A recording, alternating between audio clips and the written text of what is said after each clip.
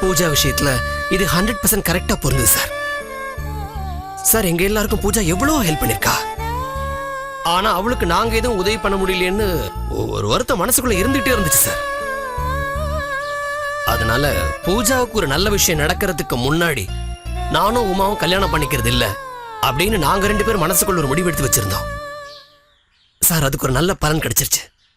பூஜா கல்யாணத்துக்கு ஒத்துக்கிட்டா. என்னது, பூஜா கல்யாணத்துக்கு ஒத்துக்கிட்டாளா? ஆச்சரியமா இருக்கே. எப்படி ஒரு அப்பா ஸ்தானத்துலேருந்து கல்யாணம் பண்ணிக்க நான் கட்டாயப்படுத்தின போதெல்லாம் மாட்டேன்னா இப்ப கல்யாணத்துக்கு ஒத்துக்கிட்டான்னா இதுக்கு யார் காரணம்? யாரால? உமாதான் சார் பூஜா கிட்ட பேசி அவளை ஒத்துக்க வச்சிருக்கா. ஆக்சுவலா பூஜா உமா கிட்ட எங்க கல்யாணத்தை பத்தி பேசி ஒரு முடிவெடுக்கிறதுக்காக போனா. ஆனா உமா அவளை மடக்கி நீ கல்யாணம் பண்ணிக்கிறதுக்கு சம்மதிச்சாதான் நானும் புறத்து கல்யாணம் பண்ணிப்போன்னு சொல்லி கண்டிஷன் போட்டு பூஜாவை கல்யாணத்துக்கு சம்மதிக்க வச்சுட்டா. ரொம்ப சந்தோஷமா இருக்கு பரத். நான் தினமும் கும்பிடுற காமாட்சி தான் கண்ணை திறந்திருக்கா. பாத்தீங்களா பரத், உங்களால முடியாது என்னால முடியாத உமா செஞ்சு காட்டிட்டா. She is very brilliant. You are lucky Bharat. சரி, பூஜா ஒத்துக்கிட்டா கல்யாணத்துக்கு. மாப்பிள்ளை யாரு? பூஜாவுக்கு ஏத்த பையனா?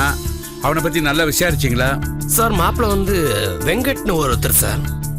சார் நம்ம காம்பவுண்ட்ல லட்சுமி அம்மான்னு ஒருத்தங்க இருக்காங்க இல்லையா? ஆமா, அவங்களுடைய ஒண்ணு விட்ட தம்பி சார். ஆள் ரொம்ப ஸ்மார்ட்டா இருப்பாரு. யூஎஸ்ல ஒர்க் பண்ணிட்டு இருந்தாரு சார். பூஜாவும் வெங்கட்டும் ரொம்ப நல்லா ஃப்ரெண்ட்ஸா பழகிட்டு இருக்காங்க.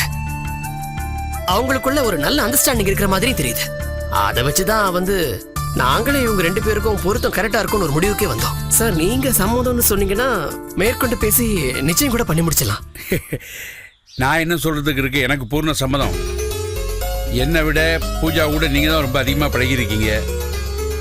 அது மட்டும் இல்ல, பூஜாவுக்கு இருக்கிற ஒரே உறவு நீங்க தான்.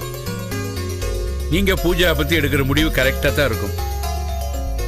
ஆமா, பூஜா கிட்ட இதை பத்தி நீங்க சொல்லிட்டீங்களா? இல்ல சார், சொல்லல. பேச வேண்டிய அவசியமே இல்ல. கண்டிப்பா இதுக்கு சம்மதிப்பா.